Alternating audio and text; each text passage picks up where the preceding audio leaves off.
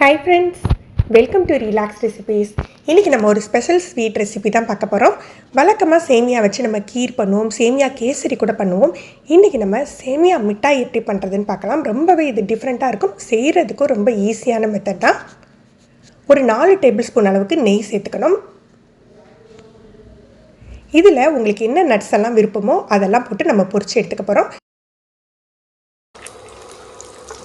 நம்ம வேறு வேறு நட்ஸ் போட்டிருக்கிறதுனால ஃப்ளேமை நல்லா குறைச்சி வச்சுட்டு இந்த மாதிரி பொரிச்சு எடுத்து வச்சுக்கணும்.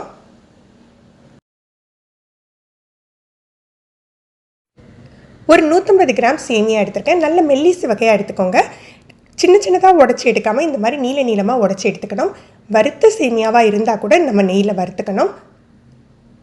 நெய் எல்லா இடத்துலையும் படுற மாதிரி ஒரு 4 நிமிஷம் லோ ஃப்ளேம்லேயே நல்லா பரட்டி விட்டுட்டு அது நல்லா ரோஸ்ட் ஆகணும் சேமியா. அந்த மாதிரி நம்ம எடுத்துக்கலாம்.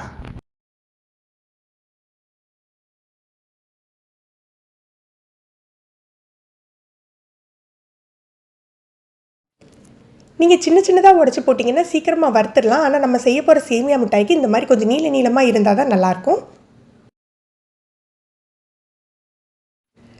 100 ml பால், நல்லா காய்ச்சி ஆற வச்ச பால் எடுத்துக்கலாம். கொஞ்சம் கொஞ்சமாக சேமியாவில் சேர்த்துக்கணும்.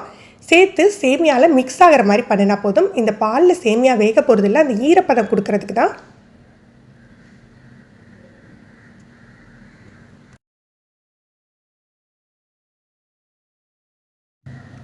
இது எல்லாமே நம்ம லோ ஃப்ளேமில் வச்சு தான் பண்ணணும். நம்ம ஃப்ளேமை கூட்டி வச்சுன்னா சீக்கிரமாக அடியில் வந்து உங்களுக்கு ப்ரௌன் ஆகிடும்.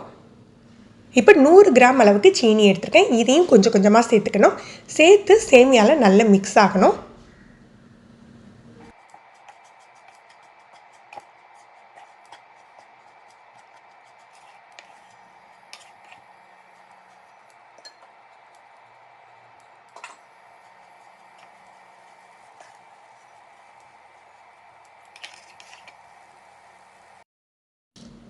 சீனி மிக்ஸ் ஆன பிறகு ஒரு 1/2 டீஸ்பூன் அளவுக்கு ஏலக்காய் தூள். இதுக்கு பதிலாக நீங்கள் வந்து கேவரா வாட்டர் கூட சேர்த்துக்கலாம், இல்லை உங்களுக்கு விருப்பப்பட்ட எசன்ஸ் கூட சேர்த்துக்கலாம். கொஞ்சமாக ஃபுட் கலர், இது ஆப்ஷனல் தான், இல்லை சாஃப்ரான் கூட சேர்த்துக்கலாம். இதை சேர்த்து மிக்ஸ் பண்ணி விட்டுட்டு நல்ல லோ ஃப்ளேமில் ஒரு 7 நிமிஷம் மூடி போட்டு வச்சுருங்க. கிட்டத்தட்ட தம் போட்ட மாதிரி தான்.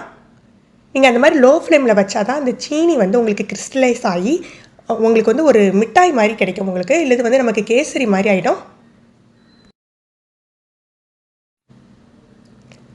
பார்க்க கொஞ்சம் கூட ஈரப்பதம் இருக்காது, சூப்பராக செட் ஆகிருக்கும். இது பார்த்தீங்கன்னா ஆறின பிறகு இன்னுமே நல்ல உங்களுக்கு உதிரியாக இருக்கும். இதை சூடாக சாப்பிட்றதோட ஃப்ரிட்ஜில் எடுத்து வச்சு மறுநாள் சாப்பிட்டிங்கன்னா ரொம்ப டேஸ்ட்டாக இருக்கும். ரொம்ப சாஃப்டாக இல்லாமல் கொஞ்சம் மொறுமொறுப்பும் சாஃப்ட்டும் கலந்த மாதிரி இருக்கும். உங்களுக்கு வந்து நல்ல ஒரு மிட்டாய் மாதிரி இருக்குங்க. நீங்களும் இந்த ரெசிபி ட்ரை பண்ணி பாருங்கள். இப்போ நட்ஸ் எல்லாம் தூவி நம்ம இறக்கிடலாம். ஃப்ரெண்ட்ஸ், இந்த ரெசிபி எப்படி இருந்ததுன்னு கமெண்ட் பண்ணுங்கள். இந்த வீடியோ உங்களுக்கு பிடிச்சிருந்ததுன்னா லைக் பண்ணி ஷேர் பண்ணுங்கள். நீங்கள் நம்ம சேனலுக்கு புதுசு, ஃபஸ்ட் டைம் ரிலாக்ஸ் ரெசிபிஸ் இப்போ தான் பார்க்குறீங்கன்னா சப்ஸ்கிரைப் பண்ணிவிட்டு கீழே உள்ள பெல் பட்டனில் ஆல்ங்கிற ஆப்ஷன் செலக்ட் பண்ணி வச்சுக்கிட்டிங்கன்னா நம்ம சேனலில் வீடியோக்கள் போட்ட உடனே உங்களுக்கு நோட்டிஃபிகேஷன் கிடைக்கும். தேங்க்யூ.